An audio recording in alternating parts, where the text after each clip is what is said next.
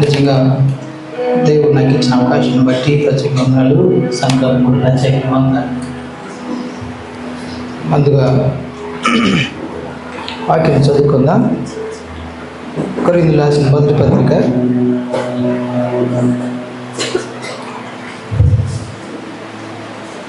1వ అధ్యాయం. కొరింథీయులకు రాసిన మొదటి పత్రిక 1వ అధ్యాయము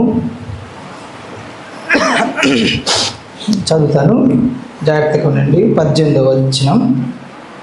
కొరింథీయులకు రాసిన మొదటి పత్రిక 1వ అధ్యాయము 18వ వచనము. జాగ్రత్తగా వినాలి.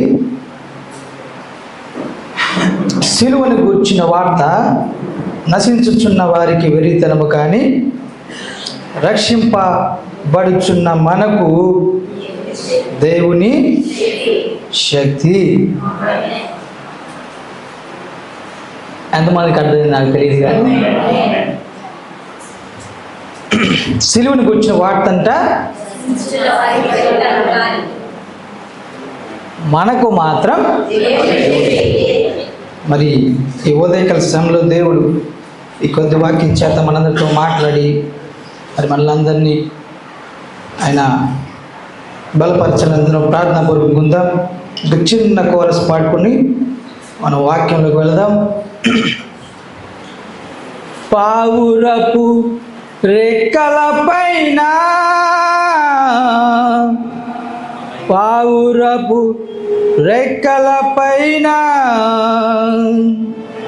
పైనుండి ఒక సూచన దేవుడే నాకు పంపెను. పైనుండి ఒక సూచన దేవుడే నాకు పంపెను. దేవమంతా తెల్లగా ఉన్నా పావురపు రేఖల పైన, అందరం దేవమంతా తెల్లగా ఉన్నా పావురపు రేఖల పైన తన పవిత్ర మాధుర్య ప్రేమ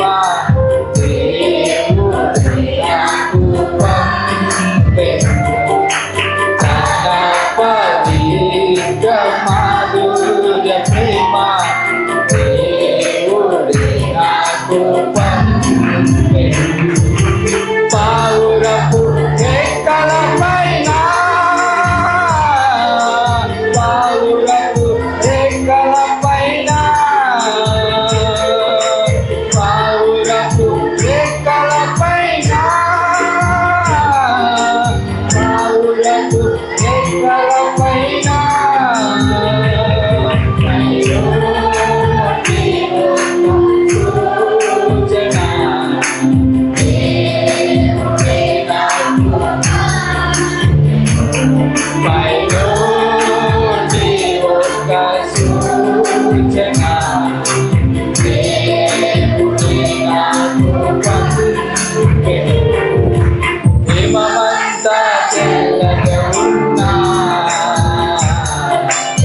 పావురపు రెక్కల పైన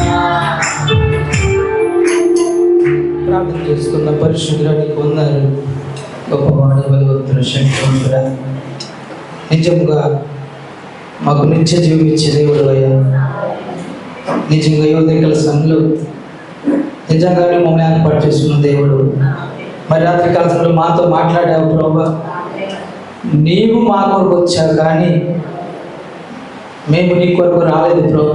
నీవు మమ్మల్ని పిలుచుకున్నావు, మమ్మల్ని ఏర్పాటు చేసుకున్నావు ప్రభు. నీకు వందనాలు, స్తుతులు, స్తోత్రం చెల్లించుకుంటూ మరి ఉదయకాల సమయంలో ఈ యొక్క వాక్యం చేత మీరు మాతో మాట్లాడి మమ్మల్ని బలపరిచి మరి నిత్య జీవనకు వారసులుగా మమ్మల్ని పిలుచుకున్నామని ఆ వాగ్దానం మా జీవితంలో నెరవేరుటకు సహాయం దయచేయమని ఇక్కడ బలపరచమని మా ప్రభువైన యేసుక్రీస్తు నామములో ప్రార్థిస్తున్నాము. ఆమేన్. అందరూ కూర్చుందాం.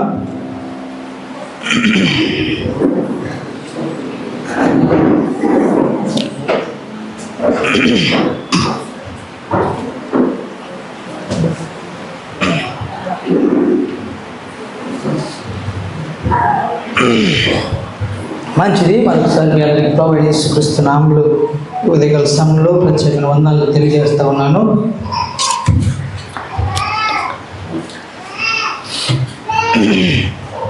మరి ఏమి అనుకోకండి, నన్ను చూసి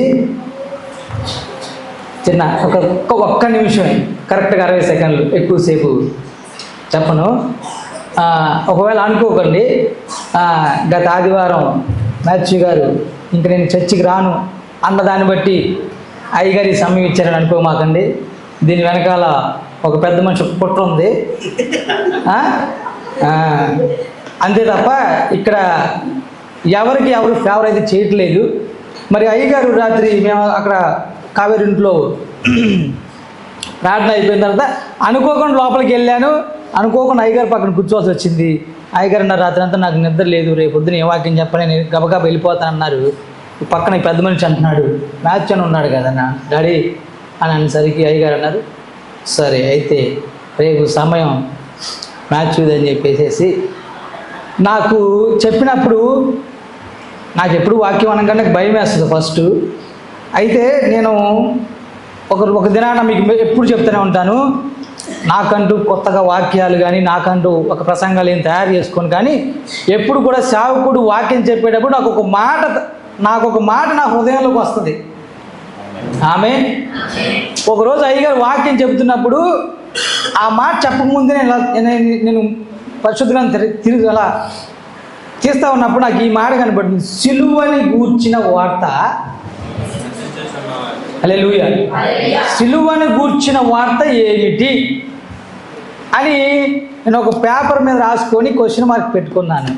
దాని తర్వాత అయ్యగారు ఈ మాట చెప్పిన తర్వాత సరే దేవుడు ఏమైనా మాట్లాడతాడని అనుకున్నాను, కానీ భయం వేసింది.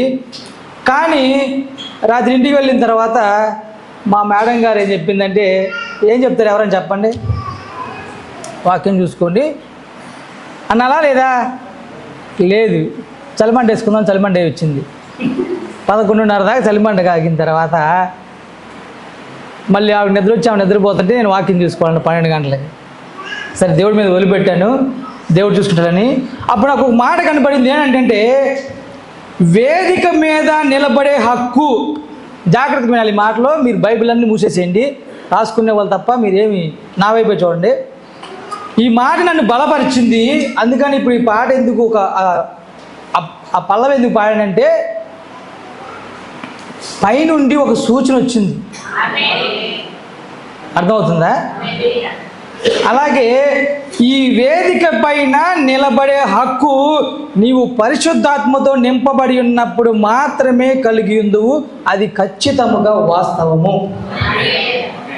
అప్పుడు నేను నిజంగా ఇది దేవుడు ఏర్పాటే అని నేను రూఢీపరుచుకున్నా.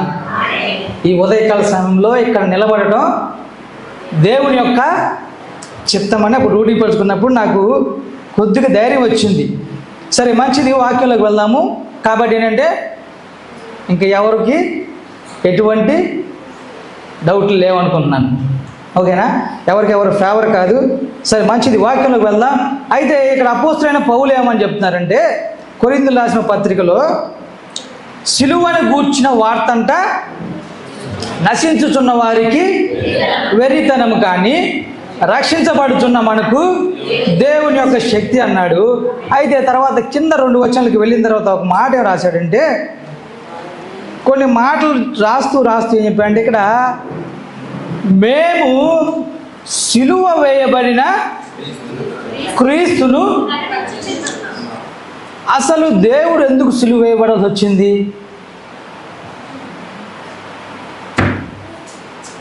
సిలువ మామూలుగా మనకేంటంటే యూదుల ప్రకారం సిలువ అంటే ఏంటి?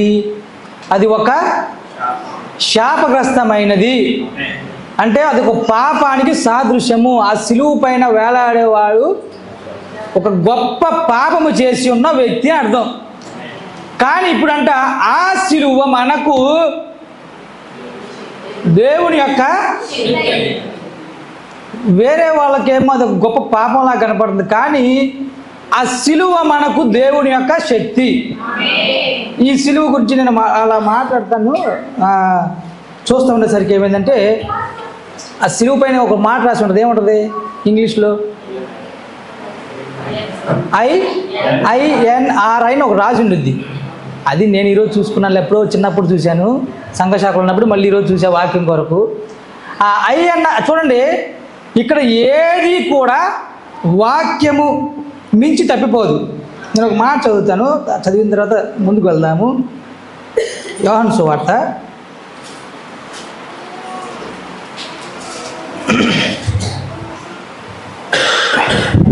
యోహాను సువార్తలో దేవుడే స్వయంగా ఒక మాట మాట్లాడుతున్నాడు. 6వ అధ్యాయము 47వ వచనంలో ఒక మాట ఉంది. విశ్వసించువాడే నిత్య జీవము గలవాడు, జీవాహారము నేనే. ఇప్పుడు మనకి జీవానికి నడిపించేది ఎవరు? దేవుడు, యేసయ్య. ఓకేనా? ఆయన ఇక్కడ ఏమన్నాడంటే, తర్వాత కింద ఒక మాట ఏం రాసిందంటే, నా శరీరము తిని నా రక్తము త్రాగువాడే నిత్య జీవము గలవారు. అవునా? నా శరీరము తిని 54 వచనం, నా శరీరము తిని నా రక్తము త్రాగువాడే నిత్య జీవము గలవాడు. ఇప్పుడు మనకి నిత్య జీవం కావాలంటే ఆయన శరీరం తిని ఆయన రక్తం త్రాగాలి. ఇక్కడ ఒక భలే మంచి మాట ఉంది తెలుసు అసలుకి.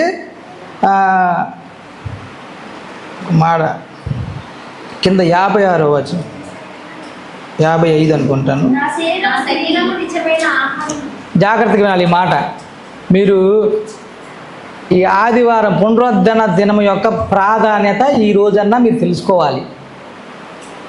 చూడండి, ఇక్కడ నా శరీరము నిజమైన ఆహారము, నా రక్తము నిజమైన పానమునై. ఇప్పుడు పరలోకం వెళ్ళాలంటే మనం ఏం చేయాలి? ఏంటి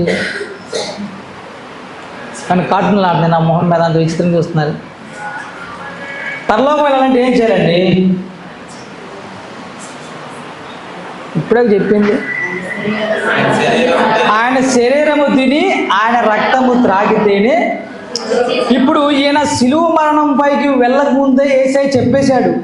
ఇది ఏదో అన్ఎక్స్పెక్టెడ్గా జరిగిన విషయం కాదు. ఆయన శిలువ మరణం పైకి వెళ్ళక ముందే, నా శరీరం తిని నా రక్తం త్రాగితేనే మీరు నాతో పాటు నిత్య జీవంలో ఉంటారని చెప్పేసి ఆ స్టేట్మెంట్ అయిపోయింది. ఇప్పుడు ఆ సిలువను గురించి చెప్పిన వారికేమో ఎలా ఉందంటే ఒక పాపంలా కనపడుతుంది. అందుకని అన్ఎక్స్పెక్టెడ్గా రాయలేదు. చూడండి, ఒకవేళ ఆయన పాపి అని ఆ సిలువ మీద రాసి ఉండొచ్చు, కానీ ఆ సిలువ పైన రాసిన ఆ గ్రీక్లో INRIకి ఆ యొక్క తెలుగు అర్థం ఏంటంటే, అది ఇంగ్లీష్లో Jesus of Nazareth king of the juice. ఆయన యూదులకు రాజని రాసేసారు అక్కడ, దాని మీద అక్కడ పాపి అని రాయలేదు. అర్థమవుతుందా మీకు? ఆ సిలువ పైన ఏమని రాయాలి చెప్పండి అక్కడ యాక్చువల్గా? ఇప్పుడు అక్కడ బోర్డు రాశారనుకోండి, ఇప్పుడు అక్కడ డేంజర్, ఇప్పుడు కరెంటు బోర్డులు ఉంటాయి కదా, అక్కడ ఏమని రాస్తారు?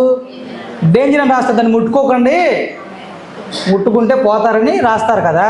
ఇప్పుడు అక్కడ యేసు ప్రభు సిలువ వేసినప్పుడు ఏమని రాయాలి అక్కడ? ఈయన అతి గొప్ప పాపి, అవునా కాదా? చెప్పండి అండి. ఈయన ఘోరమైన పాపి, అందుకని నేను సిలువేసామని చెప్పాలి. కానీ అక్కడ చూడడం వాళ్ళు ఏం రాశారు? ఈయన నజరేతు వాడైన యేసు యూదులకు రాజు. అసలు అది వాళ్ళు పాపని తీర్పిచ్చినా సరే అక్కడ రాయబడలేదు. చూడండి, అందుకని పౌలు ఏమంటున్నాడంటే, నేను క్రీస్తుని గురించి వెర్రివాడిని. ఎంత గొప్పవాడు చెప్పండి పౌలు గారు. పౌలు గారు ఎంత జ్ఞానవంతుడు, ఆయన ఎటువంటి జ్ఞానం గలవాడు. కానీ ఆయన ఏం చెప్తున్నాడంటే, నేను సిలువ వేయబడిన క్రీస్తుని మాత్రమే ప్రకటించుచున్నాను. హల్లెలూయా. అందుకనే ఇప్పుడు మనకి ఆ సిలువ ఎలా కనపడుతుందంటే, వేరే వాళ్ళకి ఎలా కనపడుతుంది తెలియదు, కానీ అదే కొరింథీయులకు రాసిన పత్రికలో ఒక మాట ఏంటంటే, జాగ్రత్తగా రండి, మీరు చూడొద్దు, ఒక మాట చూడండి. పిలువబడిన వారికే, ఈ మాట జాగ్రత్తగా వినాలి, పిలువబడిన వారికే క్రీస్తు దేవుని శక్తియును దేవుని జ్ఞానమై ఉన్నాడంట. రయ్య గారు ఏం చెప్పారు చెప్పండి? మోషేని దేవుడు ఎన్నుకున్నాడు. దేవుణ్ణి మోషే వెతకలేదు, అవునా కాదా? ఎక్కడన్నా వెతికాడా? మోషేని దేవుడు వెతుక్కున్నాడు కానీ మోషే దేవుడిని ఎక్కడ వెతకలేదు. నేను ఇలా పాపం చేశాను, నన్ను రక్షించమని ఎక్కడ మోషే అన్నాడా? అందుకని ప్రవక్త ఏమంటాడంటే, చూడండి, దేవుని మాటకి మాత్రమే లోబడాలి మనం. జాగ్రత్తగా మాట, మనము దేవుడి మాటకే లోబడాలి. అయితే ఇప్పుడు ఎప్పుడైతే ప్రభువు ఆరోహణం అయిపోయేటప్పుడు శిష్యులకు ఒక మాట చెప్పారు. ఏం చెప్పాడు? లోకాసు వార్త చివరి అధ్యాయంలో ఉంటుంది, చదవమాకండి, మీరేం తీయొద్దు. ఏం చెప్పారు? ఇప్పుడు నా వల్ల కొన్ని మాటలు విన్నారు కదా, మీరు తండ్రి వలన విన్న వాగ్దానం అది మీరు చూసేంత వరకు మీరు వెళ్ళి పైన శక్తి పొందేవారు. ఎక్కడికి వెళ్ళమన్నాడు? ఒక్కరు మాట్లాడండి. మేడగదిలోకి వెళ్ళమని చెప్పింది ఎవరు? అక్కడ మేడగది ఉందని ఎవరికి తెలుసు? మేడగదిలోకి వెళ్ళమని చెప్పాడు దేవుడు. పట్టణంలోకి వెళ్ళమన్నాడా? మరి వీళ్ళు మేడగదిలోకి ఎందుకు వెళ్ళారు చెప్పాలి, తెలియదు. ఇప్పుడు ప్రభు ఏమనంటే, నేను మీకు ఆజ్ఞాపించి జరిగే వరకు తండ్రి వలన, ఇప్పుడు మీరు ఒక ఆజ్ఞ పొందుకున్నారు కదా, మీరు కొద్ది దినాల్లో అగ్నిలో బాప్తిసం పొందుకుంటారు. వింటున్నారా? హల్లెలూయా. మీరు కొద్ది దినాల్లో అగ్నిలో బాప్తిసం పొందుకుంటారు. అది మీరు పొందుకునే వరకు పట్టణంలో నిలిచి ఉండమన్నాడు కానీ మేడగదిలోకి వెళ్ళమన్నాడా? మీరు చూడండి. అందుకని ప్రవక్త ఏమంటాడంటే, వాళ్ళు అక్కడే దేవుడు ఏం చెప్పాడో అదే చేశారంటండి. వీళ్ళు ఏం చేశారంటే, యెరూషలేములోకి వెళ్ళి ఆ దేవాలయం క్రింద పెంతెకోస్తు పండుగ జరిగింది కాబట్టి ప్రవక్త ఏమంటాడంటే, ప్రవక్త వెళ్ళాడంటే అక్కడికి, ఆ పైన ఒక చిన్న, పెద్ద గది కూడా కదంటే, చిన్న గది, బయట నుంచి మెట్లు ఉన్నాయంట. ఆ మెట్లు ఎక్కి వీళ్ళందరూ ఇలా చేశారంటే ఆ గదిలో ఇలా కూర్చున్నారు. ఇక్కడ ఏమైనా ప్రార్థన చేస్తున్నారా? చేయట్లేదుగా. ఇక్కడ చెప్పిందే వింటున్నారు. అందుకని ప్రవక్త ఏమంటారంటే, వాళ్ళు ప్రార్థన చేయట్లేదు, ఇంకా ఏమీ చేయట్లేదు. ఆయన ఏం చెప్పారంటే, మీరు వెళ్ళి కనిపెట్టుకొని ఉండండి. హల్లెలూయా. అందుకనే ఆయన ఏదైతే చెప్పాడో వాళ్ళు ఏం చేశారంటే, వాళ్ళకి ఎవరికైతే ఆ చంపడానికి ఎవరంటారు, యేసుక్రీస్తు నామం గురించి చెప్పే వాళ్ళని చంపడానికి చూస్తున్నారో వాళ్ళకి భయపడి వాళ్ళు వెళ్ళి మేడగదిలో దాక్కున్నారు. ఆ గది కంట కిటికీలు కూడా ఉండవంట, చిన్న సన్న సన్న సువల్లాంటివి ఉంటే ఒకటే తలుపు ఉంటుంది. వెళ్ళి అందులో దాక్కున్నప్పుడు వీళ్ళు ఏదైతే దేవుడు చెప్పాడో వాళ్ళు అదే చేశారు. కాబట్టి వాళ్ళు కనిపెడుతున్నప్పుడు, వాళ్ళు కూర్చున్నప్పుడు, అందుకని రాసిన చూడండి, వాళ్ళు కూర్చొని ఉన్నారు, ప్రార్థన చేయట్లేదు. వాళ్ళు కూర్చొని ఉన్నప్పుడంట బలమైన గాలి వంటి శబ్దం వినపడింది కానీ గాలి కాదన్నాడు ప్రవక్త. ఇక్కడ బైబిల్లో రాసి ఉంటుంది, గాలి రాలా, అక్కడికి గాలి ఏం వేచలా, ఆ గాలిలోంచి అగ్నిస్తంభం కొట్టుకు రాలా. ప్రవక్త అంటే శబ్దం వినపడిందంట. ఆ శబ్దం వినపడినప్పుడు ఏమైందంటే ఆ ఇల్లంతా అగ్నిస్తంభం వచ్చింది. అదేమైందంటే విభాగాలుగా విభజింపబడి ప్రతి ఒక్కరి పైన వ్రాలేను అని రాసింది. అవునా? అందుకనే ప్రవక్త ఏమంటాడంటే, ఆయన కొన్ని గ్రీక్ మాటలు మీకు ప్రవీణ్ చెప్పలేనులే కానీ ఆ గ్రీక్ కొన్ని అర్థాలు చెప్పాడు ప్రవక్త. వాడిపైన వాడినప్పుడు ఆ పరిశుద్ధాత్మ వాళ్ళకి ఏది బోధించబడిందో వాళ్ళు చెప్పారంట. వింటున్నారా? ఆ పరిశుద్ధాత్ముడు ఎప్పుడైతే వాళ్ళు నింపబడ్డారో ఆయన వారికి ఏదైతే వారి చెవుల్లో చెప్తున్నాడో అది మాత్రమే వాళ్ళు బోధిస్తున్నారంట. కానీ ట్రాన్స్లేషన్ అయిపోయింది. అదంతగా దేవుడి కార్యం అది. కాబట్టి ఏంటంటే ఇక్కడ ప్రవక్త ఏమంటాడంటే, మీరు ఏం చేయాలంటే దేవుడు ఏం చెప్పాడో అదే చేయాలి. హల్లెలూయా. అందుకనే ప్రవక్త ఏమంటాడంటే ఒక మాట,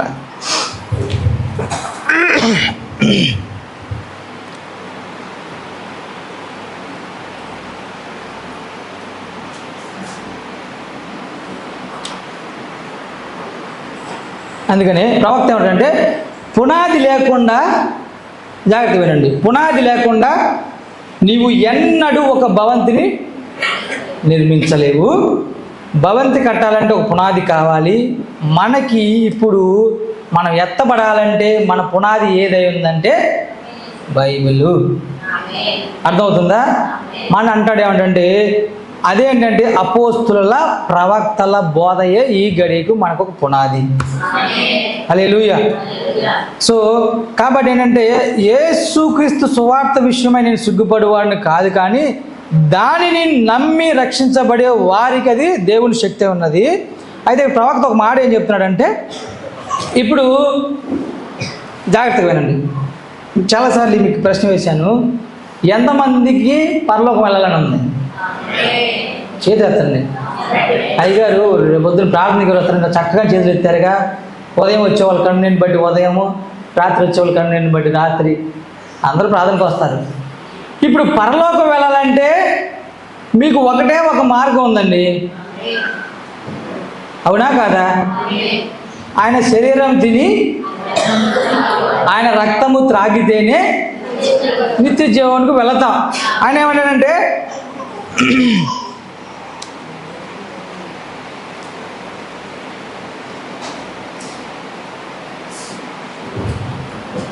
సరే, కాబట్టి ఏంటంటే పరలోకం వెళ్ళాలంటే ఇప్పుడు మనం ఏం చేయాలి?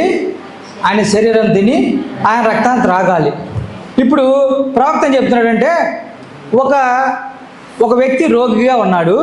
జాగ్రత్తగా వినండి, కొద్దిసేపు ఒక 10 నిమిషాలు, పావు గంటలో ముగించేస్తాను. ఒక వ్యక్తి రోగిగా ఉన్నాడు. ఆ రోగి ఏం చేశాడంటే, ఇది డాక్టర్ గారి రూము, ఈ రోగి ఏం చేశాడంటే ఈ తలుపు దగ్గరకు వచ్చాడంట. ఈ తలుపు దగ్గరకు వచ్చి, అయ్యా నేను ఒక రోగిగా ఉన్నాను, నాకు వైద్యం చేయమని అడుగుతా ఉన్నాడు.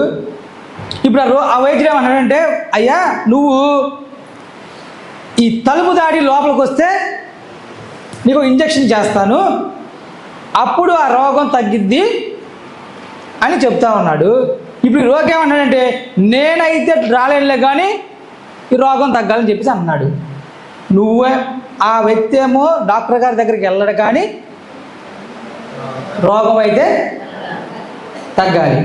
ఇప్పుడు మనం దేవుడు చెప్పినవైతే ఏమీ చెయ్యం, కానీ పరలోకం అయితే వచ్చేయాలి. అందుకని మళ్ళీ చెప్తున్నాను, ఎట్లా బట్టలు చనిపోతే రాయమాకండి, అక్కడ ప్రభువునందు నిద్రించిన రాయమాకండి. అర్థమవుతుందా? అందుకని ప్రవక్త ఏమంటారంటే, బైబిల్ కూడా అదే చెప్తుంది, ఒకడు నిజంగా దేవుని యందు చనిపోగానే దేవుడి ప్రకారం కనుక చేయకపోతే ఇమ్మీడియట్గా వెళ్ళిపోయి నరకంలోకి వెళ్ళిపోతారు. దాంట్లో ఎటువంటి డౌట్ లేదు. మీకు శిక్ష వేయటానికి అప్పుడు అక్కడ ఉంటుంది. తర్వాత ఆ తీర్పు దినం రోజున 1 2 3 4 5 10 అనేది అప్పుడు నిర్ణయిస్తారు. ప్రస్తుతానికి డైరెక్ట్గా నరకానికి వెళ్ళిపోతాం. అంతేగాని అనుకోమాకండి మన పితరులను మనం చూస్తామని. దేవుని యందు నిజంగా భయభక్తులు కలిగి ఆయన, అందుకని మొన్న అయ్యగారు మా ఇంటికి వచ్చినప్పుడు ఒక వాక్యం చెప్పాను. అందుకని నేను ఆ రోజు ప్రార్థన చేశాను. మీరు నమ్మరు, చెప్తే అయ్యగారు కూడా చెప్పలేదు. 3 రోజులు ప్రార్థన చేశాం. ఈ దినముకు ఈ వాక్యములకు ఎవరైతే నిర్ణయించబడతారో వాళ్ళే రావాలి ప్రభు అని ప్రార్థన చేశాం. మా ఇంట్లో మాధవక్కలు రాలా, వస్తున్నా అని చెప్పారు, రాలేదు. అక్కడ మా అన్నయ్య వాళ్ళని పిలిచాం, వాళ్ళు రాలా. పక్కన మా సునీతక్కలను పిలిచాం, వాళ్ళు రాలా. మా నాన్న రావాలి, మా నాన్న రాలా. ఎవరున్నాము? నేను, నా కూతురు, మా మనదలో, మా ఆవిడ, అయ్యగారు, ఈ ముగ్గురు, పెద్దమ్మాయి లేదు, మా అమ్మ, ఈ 8 మందే ఉన్నాం. ఇంకెవరు లేరు. సంపద ఉన్నాడు, మేమే ఉన్నాం, ఎవరు లేరు. కానీ అది ఎంత గొప్ప వర్తమానం అంటే నిజంగా మీరైతే ఎగిరి గంతేస్తారు, అంత గొప్ప వర్తమానం వచ్చింది అక్కడ. యెహోవా యందు మాట జాగ్రత్తగా, నాకు చాలా ఆ మాటకి మర్చిపోలేను ఇక లైఫ్లో. యెహోవా యందు భయభక్తులు గలవారి చుట్టూ, వింటున్నారా? యెహోవా యందు భయభక్తులు గలవారి చుట్టూ ఆయన దూత కావలి ఉండును. ఇది ఎంత గొప్ప మాట అండి అసలుకి. చప్పలు కొట్టండి, గట్టిగా చప్పలు కొట్టండి. అర్థం కాలేదు మీకు, అందుకనే గుళ్ళలోకి వెళ్ళాలి వాక్యం. ఇక్కడికి వెళ్తే మీకు సంతోషం వస్తుంది. యెహోవా యందు భయభక్తులు గలవారి చుట్టూ ఆయన దూత కావలి ఉండును. అందుకనే మన కొరకు ఏర్పాటు, అందుకని ఆయన యందు భయభక్తులు గలవారి చుట్టూనే ఉంటుందంట. అయిగా చెప్పారు, అవిశ్వాసులతో దూత ఉండదంట. విశ్వాసులతోనే ఆయన వాక్యం, అంటే చూడండి, దేవుని యందు భయభక్తులు కలిగి ఉంటేనే నీకు ప్రొటెక్షన్, లేకపోతే నో ప్రొటెక్షన్. మీరు అనుకోమాకండి, ప్రార్థన చేశారు, నా చుట్టూ అగ్నిస్తంభం గుండ్రంగా తిరుగుతుంది, దేవుడి దూతలు ఉన్నాయి, వాక్యం ఉంది కదా, మీ పాదాలకు రాయి తగలకుండా నా దూతలకు ఆజ్ఞాపించాను. ఎప్పుడు ఆజ్ఞాపిస్తాడు? ఆయన యందు భయభక్తులు కలిగి ఆయన వాక్యానుసారంగా ఉంటేనే. అవునా కాదా? హల్లెలూయా. అందుకని కాబట్టి ఏంటంటే మనము ఏదో అనుకున్నట్టు కాకుండా, అందుకనే ప్రవక్త ఏమంటారంటే, ఇప్పుడు ఆ వ్యక్తి ఎవరైతే ఆ డాక్టర్ గారు చెప్పినట్టుగా రాలేదో ఆ మనిషి చనిపోయాడు. ఇప్పుడు ఆ మనిషి చనిపోవడానికి ఈయనకి ఏమైనా సంబంధం ఉందంటారా? డాక్టర్ గారికి ఆయన రమ్మన్నాడు, ఈయన వెళ్ళాలా లేదా? ఒక్క నిమిషం. Praise lord. Hallelujah, hallelujah, hallelujah. అందుకనే ఇప్పుడు చూడండి, మీరు దేవుని యొద్దకు రావాలి అంటే ప్రవక్త ఏమంటాడంటే, ఒక స్త్రీ ఎటువంటి ప్రసవ వేదన కలిగి ఉంటుందో, వింటున్నారా? స్త్రీ ఎటువంటి ప్రసవ వేదన కలిగి ఉంటుందో అటువంటి ప్రసవ వేదన మనకి ఉంటుంది. అందుకని ఏంటంటే, చిన్న హాస్పిటల్ అయినా పెద్ద హాస్పిటల్ అయినా ఏ హాస్పిటల్ అయినా సరే నొప్పులు లేకుండా ఎవరైనా పిల్లలకి అంటారా? చెప్పండి. ఏ హాస్పిటల్ నొప్పి వచ్చిందండి? ఇంజక్షన్ చేసిన తర్వాత కాసేపు తర్వాత. అందుకని ప్రవక్త ఏమంటాడంటే, ఆ పెయిన్ లేకుండా నీకు ఆ ప్రతిఫలం అనేది రాదు. అవునా? ఇప్పుడు మీకు పరలోకం రావాలంటే అందుకని ఏమన్నారంటే, మనం ప్రతిరోజు సిలువనెత్తుకొని నడవాల్సిందే. హల్లెలూయా. ఒక మాట చెప్తాను, ఇది కన్ఫ్యూజ్ చేస్తున్నాను ఆ ట్యాబ్ ఈరోజు. అందుకని ప్రవక్తను అంటే ఒకరోజు అడిగారంట, జాగ్రత్తగా రండి. ఈ పాట ఎందుకు పాడంటే, ప్రవక్తకు కూడా ఒకరోజు ఒక రోగం వచ్చింది. చాలా కాలం నుంచి ప్రవక్తకు వచ్చిన ఆ క్యాన్సర్ తగ్గడం లేదు. తగ్గనప్పుడు ఇలాగే ప్రవక్త పులిపీడి మీదకి వచ్చినప్పుడు పైనుంచి ఒక సూచన వచ్చింది ఆయనకి. ఎప్పుడైతే ఆ సూచన వచ్చిందో ఆయనకి వెంటనే ఆ క్యాన్సర్ ఇచ్చిపోయిందండి ప్రవక్తకి. అప్పుడు పాడాడు ప్రవక్త, హిమమంతా తెల్లగా ఉన్న పావురపు రెక్కల పైనుండి ఒక సూచన దేవుడే నాకు పంపింది. అర్థమవుతుంది. అందుకని ప్రవక్త అడిగారంట, వెళ్ళి నీకు అస్వస్థత వస్తున్నప్పుడు నీ మతం మీద నీకు విశ్వాసం ఏదైనా కొద్దిగా సన్నగా, ఇప్పుడు ఎందుకంటే ప్రవక్త రాకముందే కొంతమంది స్వస్థత కలిగింది. అవునా కాదా?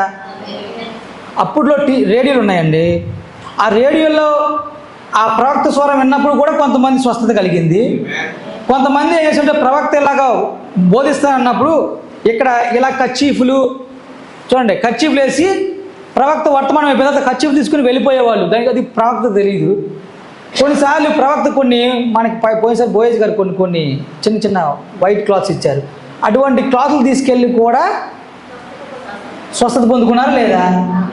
అటువంటి గొప్ప ప్రవక్తకే కొన్నిసార్లు అస్వస్థత వచ్చినప్పుడు కొంతమంది ప్రశ్న వేసేవాళ్ళంట, మీకు అప్పుడప్పుడు మీకు అస్వస్థత వస్తుంది కదా, అప్పుడు నీ మతం యొక్క విశ్వాసాన్ని నువ్వు కొనసాగిస్తావా అని అడిగారంట. వింటున్నారా? నేను దైవ స్వస్థత నమ్మేవాడిని కదా, అది నిన్ను స్వస్థపరచగలదా అని అడిగారంట. అప్పుడు ఆయన చెప్పంటే, లేదండి, నేను కాపాడడం లేదా విశ్వాసాన్ని, అదే నన్ను కాపాడుతుంది. హల్లెలూయా. ఇప్పుడు అందుకని ఏమంటే బైబిల్ చెప్తుందంటే, దేవుని యొద్దకు వచ్చేవారంట ఆయన ఉన్నాడనియు ఆయన వెదుకు వారికి ప్రతిఫలము దయచేవాడనియు నమ్మవలెను కదా. ఆమేన్. హల్లెలూయా. కాబట్టి ఏంటంటే ఒక చిన్న మాట చెప్పి ముగిస్తాను.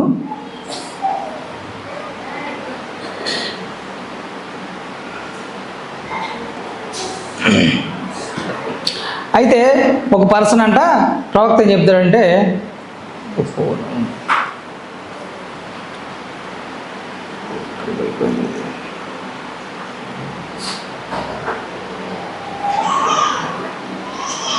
ఒక మాట నాకు ఒక మాట రాసుకున్నాను. ప్రవక్త ఏం చెప్తాడంటే, నీలో నుండి లోకమును తీసివేయగల టీకా ఉన్నదని చెప్పుటకు నేను సంతోషిస్తున్నాను. ఇప్పుడు మనలో లోకం ఉందా లేదా? మనందరికి లోకాశం ఉండే లేదండి, ఉన్నాయి కదా. అందుకనే ప్రవక్త ఏమంటాడంటే, మీలో నుండి లోకాన్ని తీసివేయగల టీకా ఏం చెప్పండి? యేసుక్రీస్తు నామమే. హల్లెలూయా. ఆయన అంటాడు, ఒకానొక దినాన ఒకరినొకరు భుజం పైన చేయి వేసుకొని, చూడండి ఇప్పుడు ఇక్కడ చనిపోతున్నాం కదా, ప్రవక్త ఆ మాట భలే అనిపించింది. ఇక్కడ చనిపోయిన తర్వాత మనం అందరం అక్కడ కలుసుకోవాలనేది ఒక నిరీక్షణ. వింటున్నారా? నా వైపు చూడండి. ఇప్పుడు ఇక్కడ చనిపోయిన తర్వాత మనందరం కూడా నిత్య జీవంలోకి వెళ్ళి ఆయన దగ్గర మనం కలుసుకోవడం ఒక నిరీక్షణ కదా. ప్రవక్త అంటాడు, చూడండి ఒకానొక దినం మీరందరూ ఈ యొక్క ఎత్తబాటులో ఉన్నప్పుడంట ఒకరినొకరు ఒకరి మీద ఒక భుజం మీద చేసుకొని ఆప్యాయంగా పలకరించుకొని, నిన్ను ఇక్కడ చూడటం నాకు చాలా సంతోషంగా ఉన్నది. అసలు ఆ మాట ఎంత ఎంత అద్భుతంగా ఉంది కదండి. అటువంటి నిరీక్షణ కావాలంటే ఏంటంటే మనం ఎవరి వైపు చూడాలంటే సిలువ వైపే చూడాలి. అందుకనే ప్రవక్త అంటాడు, నేను ఎప్పుడైనా కుంగుబాటులోకి వెళ్ళినప్పుడంట ఈ పటాలి వైపు కాదు కానీ నేను ఎప్పుడు ప్రవక్తకు ఎప్పుడు ఒక సిలువ పెట్టుకున్నానంట, నేను ఎప్పుడు ఆ సిలువ వైపే చూస్తాను. హల్లెలూయా. ఎందుకంటే మనల్ని పరలోకం తీసుకెళ్ళేది సిలువే. హల్లెలూయా. అందుకనే ఒక ఆయన అంట ప్రవక్త ఏం చెప్తారంటే, ఈ మాట చెప్పేసి ముగిస్తాను, జాగ్రత్తగా రండి. చివరి మాట, తాను చేయుచున్నది సరి అని తలంచినప్పుడే ఒక వ్యక్తి సంతృప్తిగా ఉంటాడంటండి.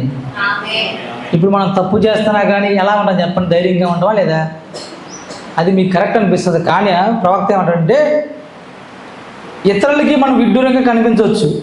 ఇప్పుడు మనం ప్రార్థన చేస్తున్నాము, ఇప్పుడు బస్సులో చాలామంది వెళ్తున్నప్పుడు హిందువుల గుడులు రాగానే వాళ్ళు ఏం చేస్తారు? బస్సులో ఉన్న వాళ్ళేమో ఏదో చేస్తూ ఉంటారు. కొంతమంది అయితే నడుచుకుని వెళ్ళేవాళ్ళు, మీరు నమ్మరు, చూసే లేదు నాకు తెలియదు, నడుచుకుని వెళ్ళేవారు గబగబ చెప్పులు ఇప్పించేస్తారు. రోడ్డు మీదే గబగబ చెప్పులు ఇప్పించేసేసి మనం చేయం కదా. చర్చి కనపడం కానీ మీరు ఎప్పుడైనా గబగబ చెప్పులు మోకాలు వేసారా? అక్కడ వేసారా? వేయలేదు కదా. మరి మనం చేసేది ఎలాగ కరెక్టు? మనం ఎలా పరలోకం వెళ్తాం? మనం ఎలాగ మన దేవుడిని గౌరవిస్తున్నాం? దానికోసమే ఆయన మన సిలువలో మరణించి ఆయనకున్న అంతా ఆ శరీరం అంతా గాయాలు పొంది రక్తం కార్చి ప్రాణం పెట్టింది. ఇలా సరదా కూర్చొని అప్పుడప్పుడు నిద్రపోయి వెళ్ళడానికి దేవుడు మనల్ని పిలుచుకుంది. అందుకని ప్రవక్త ఏంటంటే, ఒక వ్యక్తి అంట అతని గుండు మీద ఒక అట్ట వేలాడుతుందంట. మాట జాగ్రత్తగా వినండి, ముగించేస్తున్నాను. అతని గుండు పైన ఒక అట్ట వేలాడుతుందంట. ఆ అట్ట పైన ఏమని రాసి ఉందంటే, నేను వెర్రివాడిని. వింటున్నారా? ఆ వ్యక్తి ఏమో పాలిష్ కనపడుతున్నాడు. ఆ వ్యక్తి ఒక గుండు పైన ఒక అట్ట ఇలా ఇక్కడ ఒక అట్ట వేలాడుతూ ఉంది. ఆ అట్ట పైన ఏమి రాసుకున్నాడంటే, పౌల్లాగే నేను వెర్రివాడిని అని రాసి కింద రాసుకున్నాడంట, క్రీస్తు కొరకు. హల్లెలూయా. అడుగున ఏమో రాయబడిందంటే, ఆయన చూసి అందరు నవ్వుతున్నారంట, కానీ ఆయన ఏమంటున్నాడంటే, నేను వెర్రివాడిని ఎందు నిమిత్తం అంటే క్రీస్తు కొరకు. ఇప్పుడు ఈ సెకండ్లో మీకున్నవంతా బంగారం. ఇప్పుడు మా మేడం కూడా మొన్న చిన్న శ్రమ వచ్చింది, మొత్తం నిర్ణయం చేసుకుంది, నేను ఇంకేమీ పెట్టుకోకూడదా, అన్నీ చేసేస్తున్నాను, నేను ఎలాగున్నానంటే, ఇప్పుడు మీకున్నదంతా మీ అపోస్తులలాగా తీసుకొచ్చి ఇక్కడ పెట్టమంటే రేపు పొద్దు నుంచి అయ్యగారు ఒక 10 మంది వస్తారా? మీకున్నవన్నీ ఆస్తులన్నీ నమ్మించేసేసి అపోస్తుల పాదాల దగ్గర పెట్టి పరిచర్య చేయండి మీకు నిత్యజీవం వస్తుందంటే ఎంతమంది ఇక్కడికి వస్తాము? ఎవరు రారు. అందుకనే క్రీస్తు కొరకు మనం వెర్రివారిగా అయితేనే మనకి నిత్యజీవం అండి. అందుకే ఇక్కడ రాయబడింది చూసారా, పిలువబడిన వారికే క్రీస్తు దేవుని శక్తి అంటండి. హల్లెలూయా. చూడండి అక్కడ రాసి ఉంది చూడండి ఒక మాట 20, దేవుని వెర్రితనము, వినాలి, దేవుని వెర్రితనము మనుష్యుల జ్ఞానము కంటే జ్ఞానం గలది, దేవుని బలహీనత మనుష్యుల బలము కంటే బలమైనది. కాబట్టి ఏంటంటే ఇక్కడ మన బలం ఏది, మన శక్తి ఏది? కాబట్టి ఏంటంటే ఇప్పుడు మనల్ని నడిపించేది, పరలోకం నడిపించేది ప్రభు అయిన యేసుక్రీస్తు. అందుకనే మనం ఇప్పుడు ఎవరి వైపు చూడాలంటే సిలువ వైపే చూడాలి. ఎందుకంటే ఆ సిలువ యొక్క త్యాగాన్ని నువ్వు చూసినప్పుడు ఏం చేయాలంటే అసలు మనకి దుఃఖం వచ్చేయాలంట. ఆ సిలువను చూడగానే నీకు యేసు ప్రభు గుర్తు వచ్చేయాలి. అసలు నీకు ఆదివారం వస్తుందంటేనే యేసు ప్రభు గుర్తు రావాలి. ఎందుకు? ఆయన మన కొరకు సిలువ వేయబడి నలగొట్టబడి, మన కొరకు నలగొట్టబడి రక్తం కార్చి ప్రాణం పెట్టి తిరిగి లేచి మనకు నిత్య జీవం ఇచ్చాడంట. హల్లెలూయా. ఇప్పుడు నువ్వు ఇక్కడ రాగానే ఏం చేయాలంటే ఇక్కడికి వచ్చే ముందు అయ్యా చెప్పేసి ఇక్కడికి వచ్చే ముందే నువ్వు ఏడ్చుకుంటా రావాలి. తెలిసి ఇక్కడికి నా దేవుడు ఇలాంటి ఒక దినాన నా కొరకు పనికిరాని ఎన్నిక లేని నా కొరకు ప్రాణం పెట్టి తిరిగి లేచి నన్ను పిలుచుకొని ఏర్పాటు చేసుకొని నన్ను నిత్య జీవానికి ఏమన్నట్టు మీరు నిత్య జీవమునకు వారసులగుటకే మిమ్మల్ని పిలిచాను. హల్లెలూయా. అంతేగాని ఇక్కడికి ఎటువంటి కుటుంబోసాల కోసం మనం రాకూడదు. మనకి వచ్చేది ఎందుకోసం అంటే మనం ఖచ్చితంగా ఆయన అన్నాడు చూసారా, నేనే నిత్య జీవము కలవాడను. హల్లెలూయా అని చెప్పాడు చూసారా, నా శరీరం తిని నా రక్తము గలవాడు నిత్య జీవము గలవాడు వారిని మాత్రమే అంచె దినాన ఆయన లేపుతాడు. అందుకని ఎప్పటికైనా ఇంకెవరైనా బాప్తిజం తీసుకోకపోతే ప్రభు అయిన యేసుక్రీస్తు నామములో మీరందరూ కూడా రక్షించబడితే నిజంగా ఆయన యందు మనం ఖచ్చితంగా ఉంటే ఖచ్చితంగా మనం అందరం కూడా అంచె దినాన మనం లేపబడతాం. కొద్ది మాట దేవుడు దీవించును కాక.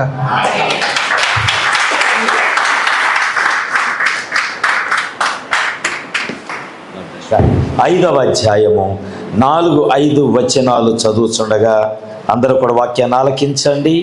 ఏమనగా ప్రభువైన యేసు దినమందు, మరొకసారి 4వ వచనం, ఏమనగా ప్రభువైన యేసు దినమందు వాని ఆత్మ రక్షింపబడునట్లు శరీరేచ్ఛలు నశించుటకై, అంటే శరీరం నశించుటకై అన్నది కింద, మన ప్రభు అయిన యేసు క్రీస్తు నామమున మీరును నా ఆత్మయు మన ప్రభు అయిన యేసు క్రీస్తు బలముతో కూడి వచ్చినప్పుడు అట్టి వానిని సాతానునకు అప్పగింపవలెను.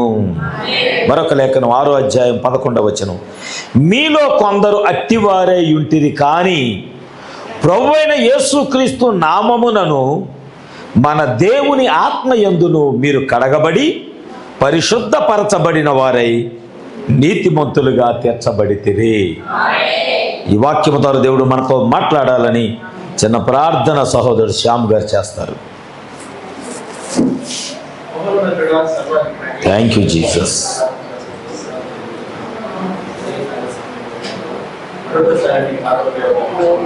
ఆమేన్. Thank you lord. దేవా నాతో మాట్లాడయ్యా, నన్ను బలపరచు. ఆమేన్ ఆమేన్ ఆమేన్ ఆమేన్. నాయనా స్తోత్రములయ్యా.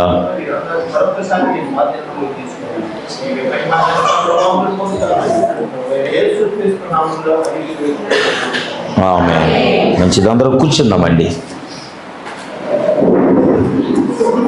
కొద్దిగా భరించండి నన్ను కొద్ది సమయము.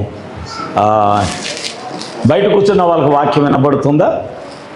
శాంతి నాన్న వినబడుతుందా? సరే, మంచిది. ఈ రోజున ఒక చిన్న కార్యక్రమం చేసి వాక్యంలోకి వెళ్దాము. ఈ రోజున మరి శారా వాళ్ళ మనమడు వారికి ఈరోజు బాబుకి పేరు పెట్టాలని వారు ఆశపడి ఉన్నారు. పోయిన ఆదివారమే మరి నా దగ్గరికి తీసుకొని వచ్చి ఉన్నారు. కానీ అప్పటికప్పుడు నేను ఎలా పేరు పెట్టాలో నాకేం మైండ్లో అంత బ్లాంక్ అయిపోయిందంటే ఏమీ లేదు నా మైండ్లో. కానీ ఈ లోకంలో ఒక బిడ్డ పుట్టినప్పుడు ఆ బిడ్డకు దేవుడు ముందుగానే తన పేరుని ఆయన నిర్ణయిస్తాడు. ఆమేన్. అందరు ఇక్కడే ఉన్నారా? ఓకే, అందరూ ఉంటే ఒక 10 నిమిషాలు, సమయం ఎంతో కాలేదు, 11 కూడా అవ్వలేదు, ఒక పావు గంట 20 నిమిషాలు నాకు సమయం ఇవ్వండి. దేవుని మనతో మాట్లాడటానికి దేవుడు ఇష్టపడుచున్నప్పుడు నేను ఎక్కువ తీసుకోను, కానీ సహోదరుడు చెప్పినటువంటి విషయాలను కొన్నిటిని మరలా మిమ్మల్ని నేను బలపరచాలనుకుంటున్నాను. ఎందుకంటే కొంతమంది చెప్పబడిపోయినట్లు నాకు అనిపిస్తున్నారు. దానికి ముందుగా మరి శారాను, తర్వాత నాన్నని పేరు సౌమ్య, రైట్, సౌమ్యను మరి వారి కుమారుడిని తీసుకొని ముందుకు రండి. నేను ఇక్కడికి వచ్చినప్పుడు నేను ప్రార్థన చేశాను, ప్రభా కుమారుడికి ఏం పేరు పెట్టాలి అని. నేను చాలా నా హృదయంలో ఆలోచనలు తిరుగుతూ ఉన్నాయి. పైకి రానా? తిరుగుతూ ఉన్నాయి, కానీ ఏం పెట్టాలి నాకేం అర్థం కాలేదు. చిన్న ప్రార్థన చేశాను, ప్రభా ఈ కుమారుడికి నేనేం పేరు పెట్టాలి? దేవుడు నాతో మాట్లాడుతున్నాడు. దావీదు కుమారుడు, డేవిడ్ సన్. ఆమేన్. ఈ కుమారుడికి మరి ప్రభువైన యేసుక్రీస్తు నామములో డేవిడ్ సన్గా నామకరణం చేస్తున్నాను. ప్రభువైన యేసుక్రీస్తు నామములో ఈరోజు నిజంగా అది యేసుక్రీస్తుకి పెట్టబడిన పేరు అది. ఆమేన్, హల్లెలూయా. అంత గొప్ప ఒక చిన్న విషయాన్ని నేను మీ ఎదుటి తీసుకొస్తాను. నిజంగా అది చాలా గొప్ప వాక్యమయ్యున్నది. బయట పిల్లలు మాట్లాడుతున్నారు. 2 నిమిషాలమ్మా, 2 నిమిషాలు మీ పిల్లలను. సిలువను గుర్చిన వార్త నశించుచున్న వారికి వెర్రితనము, కానీ రక్షింపబడుచున్న మనకు దేవుని శక్తి. ఎప్పుడు నీకు వాక్యము దేవుని శక్తిగా మార్చబడింది. ఇది మన జీవితంలో ఖచ్చితంగా మనం ఆలోచన చేయాలి. కానీ ఇక్కడ మనం చదువుకున్న మొదటి లేఖనములో 5వ అధ్యాయంలో ఒక భాగం ఏం కనబడుతుందంటే, ప్రభువైన యేసు దినమందు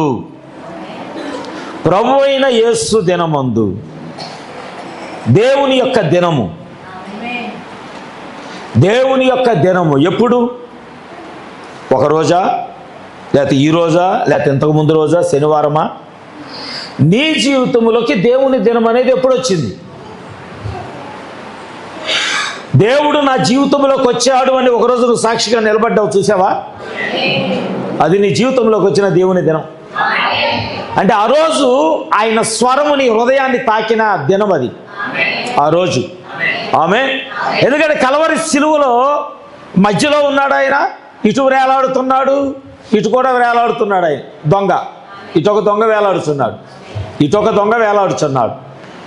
ప్రభు మధ్యలో శిక్ష అనుభవిస్తున్నాడు. ఆమేన్. ఈ దేహము శిక్ష అనుభవిస్తానే ఉంది. కొన్ని ప్రవక్త చెప్పిన విషయాలు కూడా నేను మీకు చదివి కొన్ని పాయింట్స్ జస్ట్ కొన్ని చెప్తాను. కానీ ఇక్కడ ఈ 3 దేహాలు శిక్షలోనే ఉన్నాయి లోకానికి చూడటానికి. కానీ ఇక్కడ దేవుడు ఏం చేస్తున్నాడంటే, ఒక వ్యక్తి జీవితానికి దేవుడు ఒక దినమును నిర్ణయించాడు. అలా నిర్ణయించబడ్డే ఒక్కొక్క రోజున మనం ఇక్కడికి వచ్చాం, ఒక్కొక్కలాగా. ఆమె అందరూ ఒక్కరోజే కట్టుకొని రాలా, ఏదో డ్రామాకి వెళ్ళినట్టు, అవునా, సినిమాకి వెళ్ళినట్టు. ఒక్కొక్క కుటుంబము కొన్ని నెలలు పట్టింది, కొన్ని సంవత్సరాలు పట్టింది. కొంతమందికి కొంతకాలం నుంచి, కొద్దిమంది కొద్ది నెలల నుంచి, కొద్దిమంది కొద్ది రోజుల నుంచి.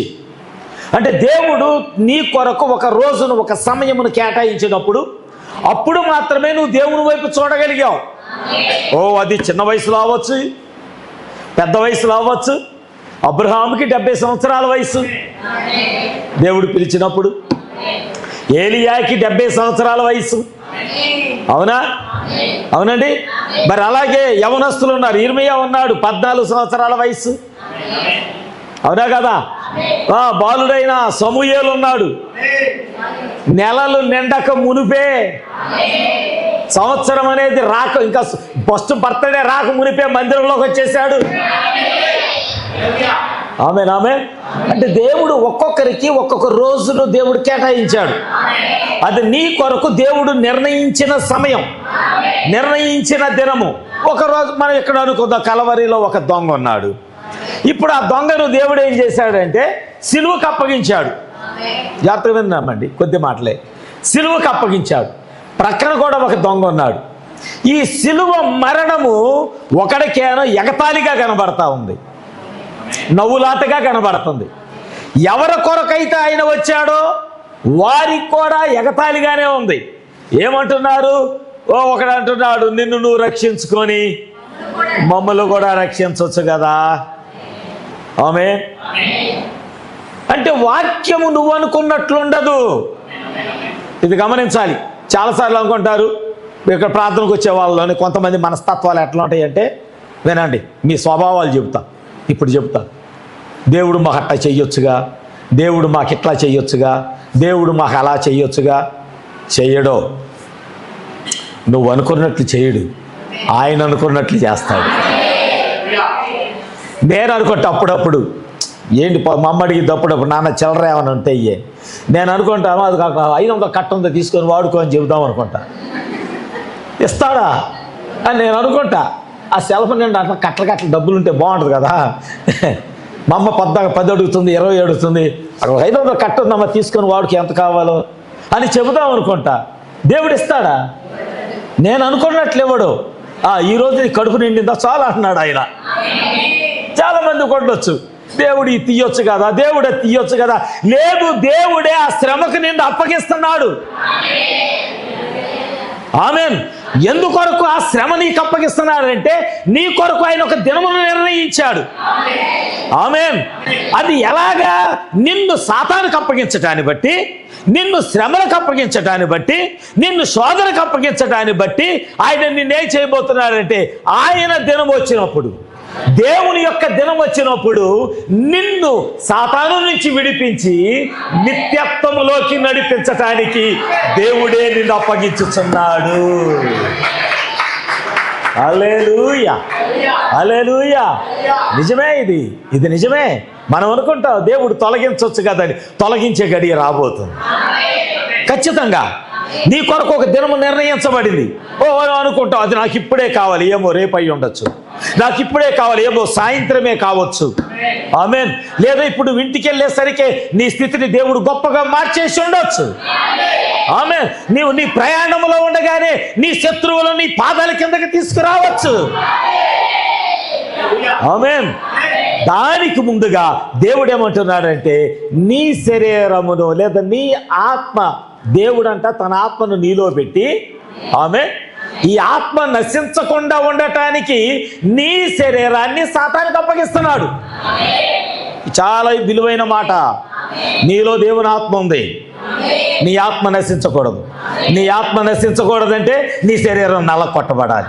నీ శరీరం నలకొట్టబడకపోతే నీ ఆత్మ పాతాళములో కాలిద్ది, నీ శరీరము నరకములో కాలిద్ది. కానీ దేవుడు నువ్వు నశించుట దేవుడికి ఇష్టము లేదు. ఆమేన్. ఆయన నీలో పెట్టిన ఆత్మను రక్షించుకోవడానికి నీ దేహాన్ని సాతానుకు అప్పగిస్తున్నాడు. ఆమేన్. ఒకవేళ నేను అనుకుంటా ఆ చివరి గడియలు, ఆ చివరి క్షణములో ఆ దొంగ గనక ఆ సిలువ మీద లేకపోతే వాడు ఆత్మ నరకానికి ఖచ్చితంగా నరకానికి వెళ్ళేది. ఒక్కోసారి నేను చెప్తా సంగమా, మీరేమనుకోవద్దు, కొన్ని బలహీనతలు రావటం మనకు మంచిది,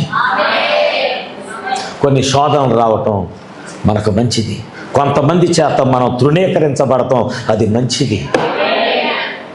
నమ్మండి నా మాట, దేవుడు మాట్లాడుతున్నాడు. కొంతమంది నిన్ను త్రోసివేస్తున్నారా, దేవా నీకు వందనాలని, దీనివల్ల నాకు మేలు కలుగుతుందేమో. ఇది ఖచ్చితంగా. ఒకవేళ దేవుడు నిన్ను స్థిరపరచటానికే, దేవుడు నిన్నే వారి నుంచి దూరం చేయాలనుకుంటున్నాడేమో. ఆమేన్. నమ్ముతున్నారా వాక్యాన్ని? హల్లెలూయా. ఎందుకంటే ప్రవక్త ఇక్కడ ఒక మాట మాట్లాడి ఉన్నాడు. ఆ మాట నేను మీతో చెప్తాను. దాన్ని చెప్పడానికి ముందుగా ఈ కల్వరి సిలువలో ఆ దొంగను నిన్ను నువ్వు రక్షించుకొని నన్ను రక్షించవయ్యా, మమ్మల్ని రక్షించవయ్యా అని ఆ సహవాసం, దొంగల గుంపే రక్షించబడాలని కోరుకుంటున్నాడు. కానీ అక్కడ ఒక వ్యక్తి ఉన్నాడు. అతను ఏం చేస్తున్నాడు తెలుసా? ఈయన శ్రమ ఎందుకు అనిపిస్తున్నాడు? దొంగను నేను కదా. ప్రవక్తతో వర్తమానం ఉంది తెలుసా? పాపము యొక్క కఠినత్వం తెలుసా మీకు? పాపము యొక్క కఠినత్వము అనే ఒక వర్తమానం ఉంది. మన పాపము ఎంత కఠినమైనదో, మన పాపము ఎంత ఘోరమైనదో అది నీకు తెలియదు. నీ పాపము యొక్క కఠినత్వాన్నంతా కూడా యేసుక్రీస్తు అనుభవించాడు. ఇంత ఘోరమా నా పాపము, ఎంత కఠినమా నా దోషము, ఎంత ఘోరమా నా పాపము, ఎంత కఠినమా. అయ్యో అయ్యో నా దేవా, అయ్యో అయ్యో నా ప్రభువా, అయ్యో అయ్యో అయ్యో అయ్యో.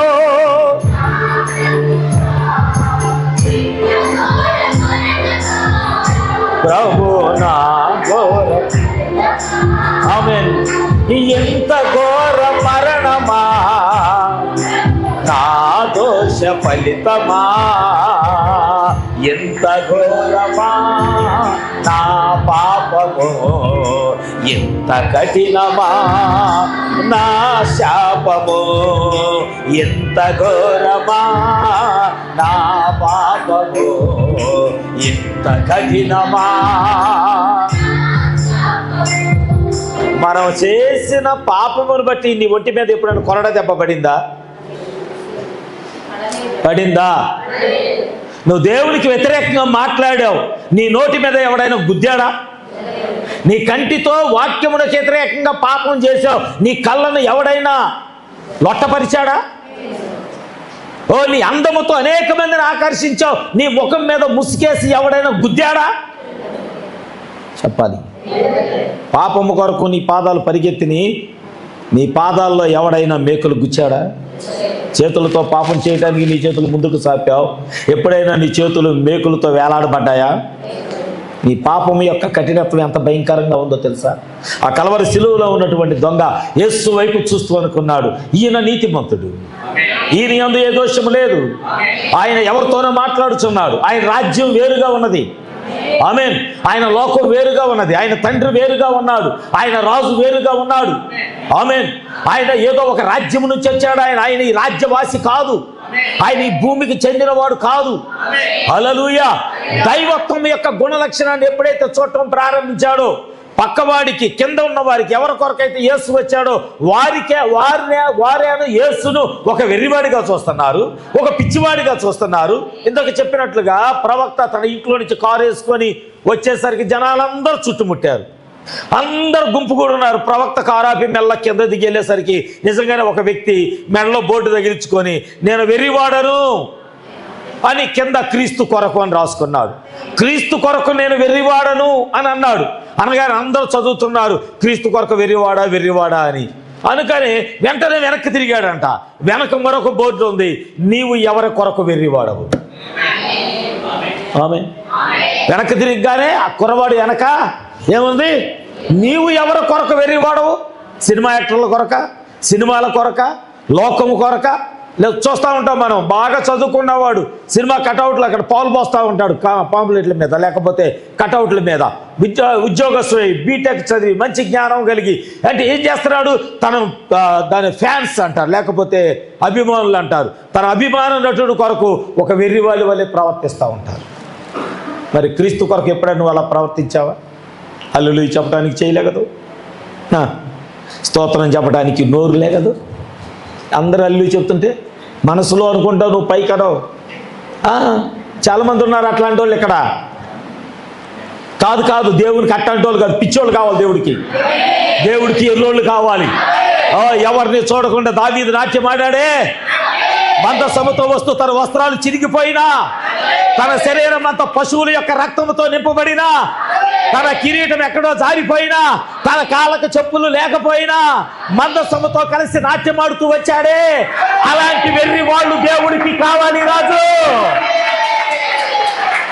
హల్లెలూయా, హల్లెలూయా. అమ్మో నేను చెప్పలేరయ్యా, కొన్ని రోజులకి నీ చేతులు ఇలాగే ఉంటాయి. అయ్యా నేను నడవలేదయ్యా, కొన్ని రోజులు నువ్వు మెట్లు కూడా ఎక్కలేవు, కిందే ఉంటావు. ప్రతి నరవ దేవుడు బిగిచ్చేస్తూ ఉంటాడు. కానీ అక్కడ కలవరి శిలువలో ఒక దొంగ అయితే ఆయన వైపు చూస్తూ ఆయన అన్నాడు, తండ్రి అయ్యా నీ రాజ్యములోకి వెళ్ళినప్పుడు, ఇక్కడ నన్ను జ్ఞాపకం చేసుకోమంటలా, నీ రాజ్యములోకి వెళ్ళినప్పుడు నన్ను జ్ఞాపకం చేసుకో. ఆ శిలువ మరణము దేవుడు ఒక ఆత్మను రక్షించడం ప్రారంభించాడు. అది ఆ దినము ఆ దొంగ కొరకు ఆ గడియలో నిర్ణయించబడిన సమయము. ఆమేన్, ఆమేన్, ఆమేన్. హల్లెలూయా. దేవుడు ఆ వ్యక్తికి ఆ దినమును నిర్ణయించడానికి దేవుడు మొదట ఏం చేస్తున్నాడంటే తన శరీరాన్ని శ్రమకు అప్పగిస్తున్నాడు. అందుకే నా శోధనలు వస్తున్నాయి, మంచిది, దేవుడు ఏదో మేలు చేయబోతున్నాడు. నేను ఎవరో దూరం పెట్టాలనుకుంటున్నారు, మంచిది, నీకు మేలు చేయబోతున్నాడు. మొన్న సహోదరుడు అన్నాడు మాథ్యూ, సంఘమంతా నాకు వ్యతిరేకంగా ఉన్నది, నన్ను అందరూ ద్వేషిస్తున్నారు, నన్ను అందరూ ఒకలాగా చూస్తున్నారు, మంచిది, దేవుడు నీకు మేలు చేయబోతున్నాడు. హల్లెలూయా. నిజంగా ఒకవేళ సంఘములో దేవుడు అలాంటి స్వభావాలు కలగజేస్తున్నాడు అంటే ఎవరికో మేలు జరగటానికే. ఒకవేళ నీ తోటి విశ్వాసే నిన్ను నమ్మలేని స్థితిలోకి నిన్ను దూరం పెడుతుందంటే నీకు మేలు చేయటానికే.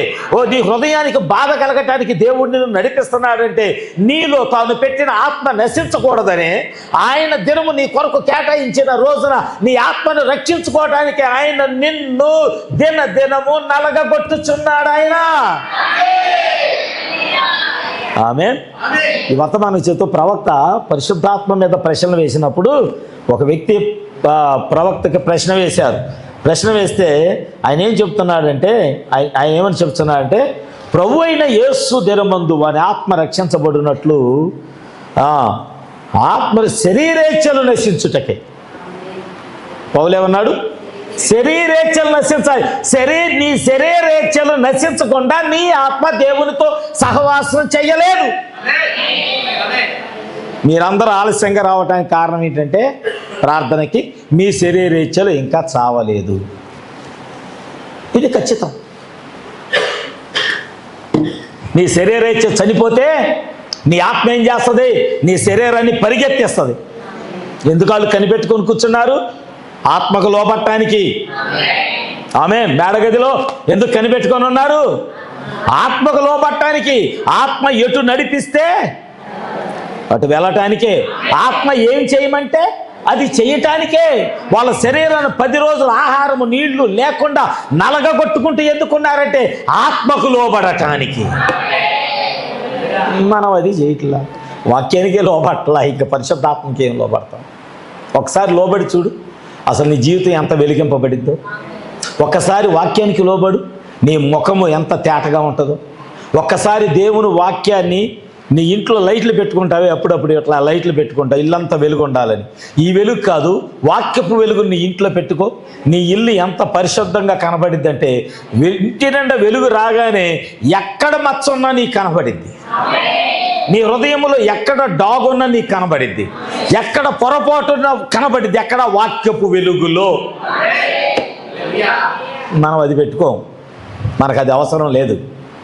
ఎంతవరకు నేను హంగామాగా ఉన్నానా లేదా, నేను డంబాసారంగా ఉన్నానా లేదా, నేను రోజు గొప్ప వాళ్ళము అవుతున్నామా లేదా, ఈ ఆలోచన, ఈ దరిద్రపు ఆలోచన తప్ప దేవునికి వాక్యానికి లోబడదు. యేసుక్రీస్తు నా కొరకు శ్రమ పడ్డాడు, ఆయన నా కొరకు శిక్ష అనుభవించాడు, నా పాపము యొక్క కఠినత్వం అంతా ఆయనే మోసాడు, నా పాపపు దెబ్బలన్నీ ఆయనే తిన్నాడు, నా నోటి అబద్ధాలు, నా నోటి బూతు మాటలు ఆయన మూతి మీద కొట్టించుకున్నాడు, నా కళ్ళతో చూసిన పాపము నిమిత్తం ఆయన కన్ను లొట్టపోయింది, నేను పాపమునకు పరిగెడితే ఆయన కాలంలో శీలలు నాటబడ్డాయి, నా పాపము చేయటానికి నా చేతులు చాపితే కలవరి శిలువలో ఆయన వేలాడాడు.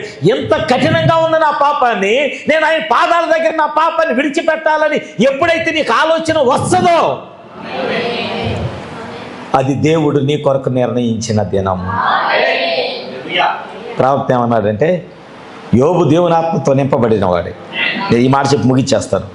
యోబు దేవుని ఆత్మతో నింపబడిన వాడే, కానీ దేవుడు అంటే ఏం చేశాడంటే, ప్రవక్త అంటున్నాడు, యోబు చూడండి, అతడు పరిపూర్ణుడు, నీతిమంతుడు. కానీ దుష్టుడు, అపవాది అతని మీదకి రావటానికి దేవుడు అనుమతించాడు. నేను అందుకే చెబుతా, పౌలన్లా శ్రమ రావుట నాకు మేలాయను, శ్రమ వచ్చుట, బలహీనత రావటం నాకు మేలాయను, శోధన రావటం నాకు మేలాయను. ఆ కలవరి సిలువలో కూడా దొంగ అనుకోని ఉంటాడు. ఒకవేళ నా శరీరం నల్ల కొట్టబడితే పడింది, నేను ఒకవేళ అందరి ముందునే దొంగగా కనబడినా ఏం పర్వాలేదు. ఆమేన్. అందరూ నన్ను ఒక దొంగ వలె నన్ను చూస్తున్నారు, అయినా పర్వాలేదు.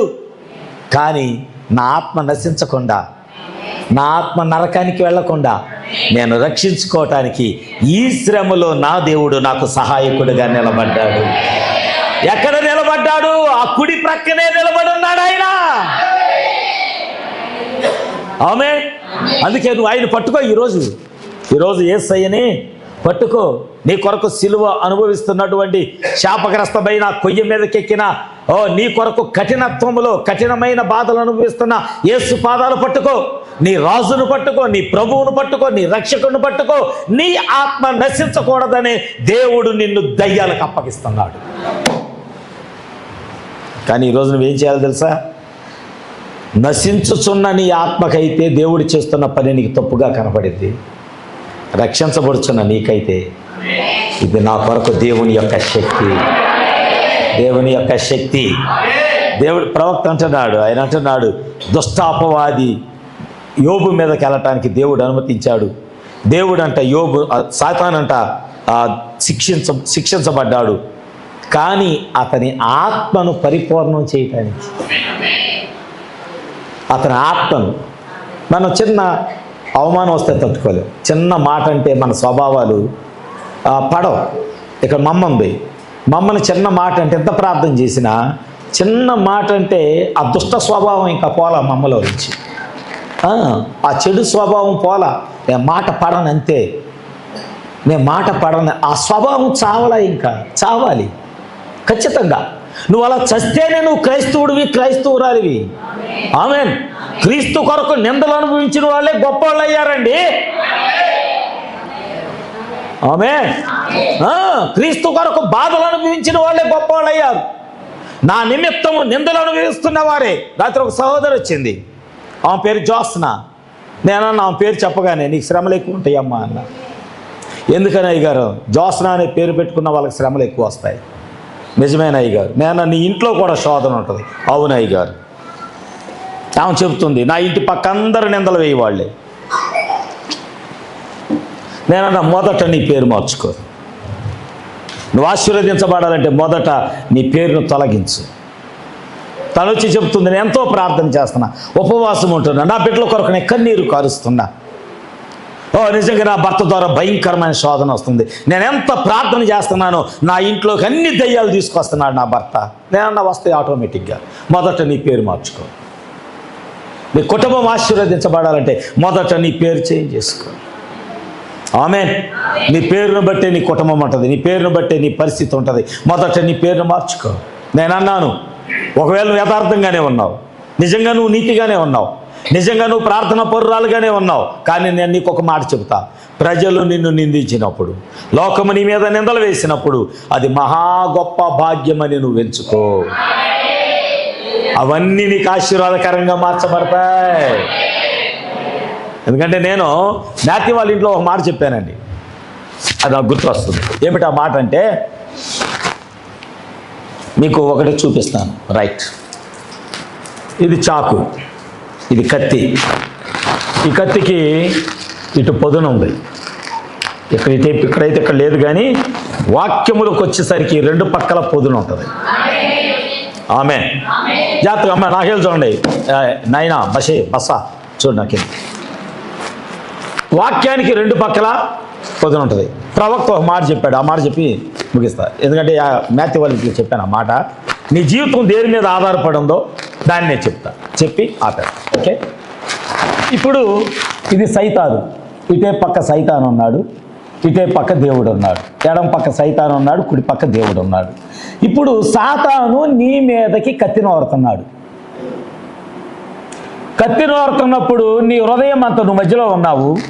నువ్వు మధ్యలో ఉండి ఏం చేస్తున్నావు అంటే నీ ఆలోచనలు, నీ తలంపులు, నీ ఉద్దేశాలన్నీ ఏంటి, నాకు ఎలా జరుగుతుంది, నా కుటుంబానికి ఎలా జరుగుతుంది, నా జీవితానికి ఏంటి, సడన్గా అన్నీ ఒక్కసారి పర్వతము వచ్చి మీద పడినట్లుగా నా మీద పడుతున్నాయి. నీ మనస్సు ఇటు తిరుగుతూ ఉంది, కానీ నీకు తెలియదు, నీ ఆలోచనలో కూడా లేదు. కానీ నీ గురించి పరలోకంలో దేవుడు ఆలోచన చేస్తున్నాడు. ఇది రెండవ భాగం. ఆమేన్. మొదటి భాగము సాతాను నిన్ను నలకొట్టడానికి, నిన్ను కృంగదీయటానికి, నిన్ను పడవేయడానికి విశ్వాసం ఉంది. కానీ నువ్వు సాతాను యొక్క పొదును వైపు చూస్తుంటే నీ విశ్వాసం ఏమవుతుందంటే అవిశ్వాసంగా మారటం ప్రారంభమైంది. ఆమేన్.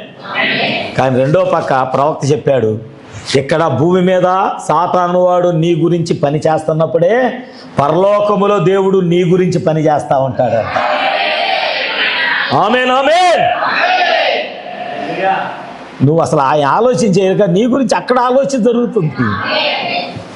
దేవుడంట తన దూతలు నిర్ణయించాడంట, నీకు మేలు చేయాలనుకున్నాడు. ఆమేన్. నిన్ను సాతాను పడవేసే గోతులో నుంచి పైకి లాగాలని ప్రణాళిక సిద్ధపరుస్తున్నాడు. ఆమేన్. కానీ ఆ సంగతి నీకు తెలియలేదు. ఒకవేళ నువ్వు నిజముగా దేవుని ఆత్మ కలిగి ఉంటే నువ్వేం చేయాలంటే నమ్మాలి, సాతాను నా మీద దాడి చేయటానికి ప్రయత్నం చేస్తున్నప్పుడే నన్ను రక్షించటానికి నా దేవుడు నాకు సిద్ధంగా ఉన్నాడు. ఆమేన్, ఆమేన్. ఇప్పుడు నీ విశ్వాసాన్ని సాతాను వైపు కాకుండా నీ విశ్వాసాన్ని దేవుని వైపు.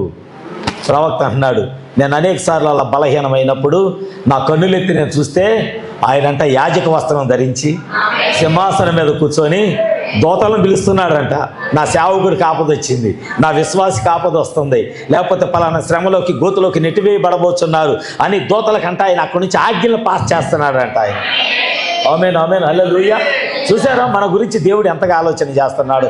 ఇప్పుడు నీ విశ్వాసం ఎటు తిరగాలి? అదే నీ జీవితం.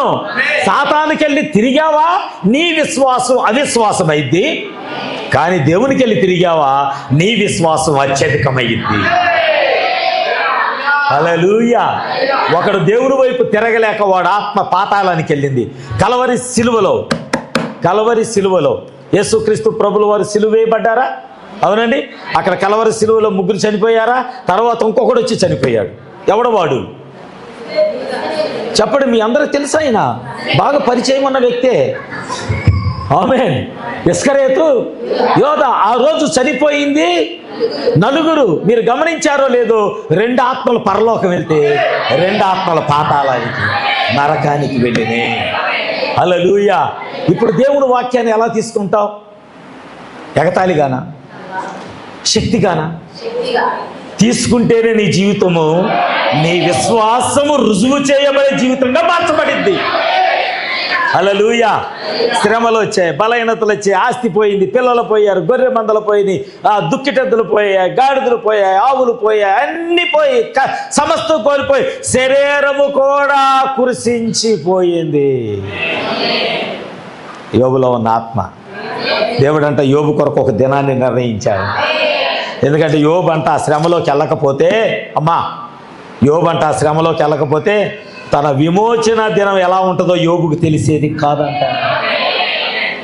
ఆమేన్, ఆమేన్. ఆ శ్రమలోకి యోబు వెళ్ళకపోతే తన విమోచకుడు ఎవడో కూడా తెలిసేది కాదు, చూడగలిగేవాడు కాదు. తాను విమోచించబడినప్పుడు తన శరీరం ఎంత యవ్వన కాలంలో ఉందో కూడా యోబు చూసుకునేవాడే కాదు. ఆమేన్. యోబుకు వచ్చిన శ్రమ తన విమోచన దినమును చూపించడానికి దేవుడు సిద్ధపరిచాడు. అందుకే యోబుకి శ్రమ రావటం మేలయ్యింది, కానీ అది కీడు కాలేదు. ఇప్పుడు చెప్పండి, దేవుడు మన ఆత్మను రక్షించుకోవడానికి మన శరీరాన్ని సాతానుకు అప్పగించడం న్యాయమా కాదా? బలహీనతలకు అప్పగించటం న్యాయమా కాదా? శ్రమలోకి దేవుడు నెట్టేస్తున్నాడంటే అది న్యాయమా కాదా? ఈ శరీరం ఒకరోజు ఆల్రెడీ తీర్పు అయిపోయింది, మట్టికి జడ్జిమెంట్ అయిపోయింది. దీనికి లేదక మళ్ళీ దీనికి సవరణ, చట్ట సవరణ, ABCDలు పెట్టి రాజ్యాంగాన్ని సవరిస్తాను లేదు. మట్టే. లోపల ఉన్న ఆత్మ. దీనికి దేవుడు ఒక ప్రత్యేకమైన ప్రణాళిక దేవుడు సిద్ధపరిచాడు. దీనికి జడ్జిమెంట్ అయిపోయింది, కానీ ఇది నశించకూడదని. ఒకవేళ ఇది నశించిపోయినా, మరణమైనా పర్వాలేదు, నేను దేవుని యొక్క సన్నిధిలో ఉండాలి. అందుకే ఒక దినమందు ఒక సేవకుడి యొక్కలో దేవుడు పెట్టినటువంటి ఆత్మ మండుతుందంట. మట్టిలో పెట్టబడ్డాడు, మండుతుందంట. శరీరం కుళ్ళిపోయింది, ఎముకల్లో ఉన్న ఆత్మ మండుతానే ఉందంట. అది ఎంత అగ్నితో ఉందంటే, ఒక చచ్చిన శవాన్ని తీసుకొచ్చి ఆ సమాధిలో పెట్టగానే ఆ మండుచున్న ఆత్మ చచ్చిన శవాన్ని బ్రతికించగలిగింది. హల్లెలూయా, స్తుతి మహిమ ఎల్లప్పుడూ దేవుని స్తుతించేదము.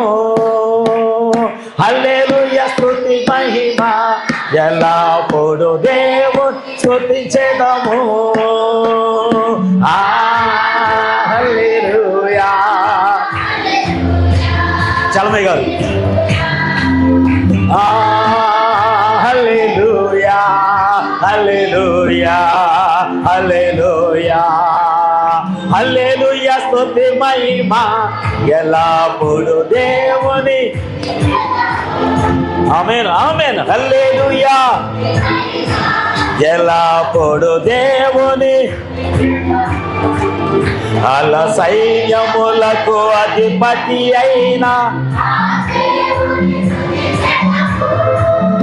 అల్ల సైన్యములకు అధిపతి అయిన ఆ దేవుణ్ణి స్తుతించెదము. దాటించిన ఆ యెహోవాను స్తుతించెదము. అల సాంద్రములను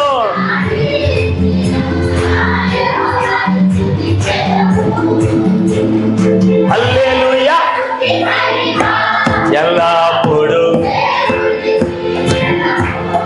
ఆమేన్, ఆమేన్. హల్లెలూయా, ఎల్లప్పుడూ దేవుని స్తుతించెదము. ఏ స్థితిలో ఉన్నా ఒకటే చెప్తా, ఏ స్థితిలో ఉన్నా ఆయన స్తుతించడం మానొద్దు. తినడానికి లేదు, తినడానికి ఏమీ లేదు. ఇంటికి వెళ్ళాం, ఖాళీ బస్తా, గిద్దెడే ఉన్నాయి, 3-4 ఉన్నాం, ఏం తినాలి? కానీ నేను చెప్తా, దేవునికి స్తుతులు చెల్లించు. ఆ స్థితిలో నీకు ఒక ద్వారం తెరవబడింది. నీ నమ్మకాన్ని పెంచటానికే, దేవుని యందు నీ విశ్వాసాన్ని బలపరచడానికే దేవుడు నీ కొండను ఖాళీ చేస్తున్నాడు. ఆయన ఉన్నవాడు పోషించువాడని నీకు తెలియచేయటానికే నీ బ్యాంక్ అకౌంట్లు ఖాళీ చేస్తున్నాడు ఆయన. నీ జేబును ఖాళీ చేస్తున్నాడు ఆయన.